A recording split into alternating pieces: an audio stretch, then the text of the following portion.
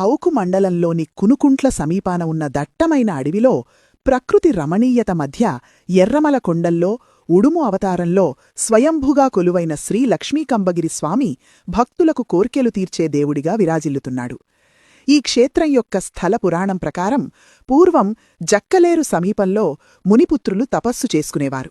మధుకైటభులు అనే రాక్షసులు తపస్సులో నిమగ్నమైన వారిని చిత్రహింసలు పెడుతుండేవారు. రాక్షసులు పెడుతున్న బాధలు భరించలేక మునిపుత్రులు వైకుంఠంలోని మహావిష్ణువును వేడుకున్నారు. వారి ప్రార్థన మేరకు శ్రీమన్నారాయణుడు శ్రీ కంబగిరిస్వామి అవతారంలో మీ బాధలని తొలగిస్తానని అభయమిచ్చాడు. తర్వాత లక్ష్మీదేవి చెంతకు వచ్చి మునిపుత్రుల బాధలను తీర్చేందుకు వెళుతున్నానని చెప్పగా అందుకామె అడ్డు చెప్పింది. భర్తవరుడైన స్వామి ఆమె మాటలు వినకుండా ఎర్రమల కొండల్లో ఉన్న జక్కలేరుకు కంబగిరిస్వామి అవతారంలో చేరుకున్నాడు.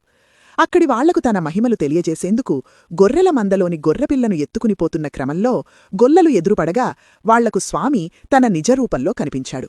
అక్కడినుంచి జక్కలేరులోకి స్నానమాచరించేందుకు పోతున్న సమయంలో స్వామి పాదస్పర్శతో బండరాయి స్త్రీగా మారిందని ప్రతీతి.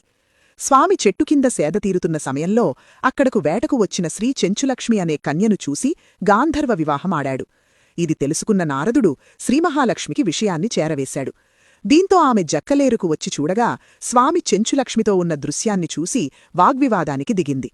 వారిద్దరి వాదులాటను స్వామి చూడలేక ఉడుము అవతారమెత్తిపోతున్న సమయంలో కుడికాలికి బొగ్గిరిముళ్ళు గుచ్చుకుంది.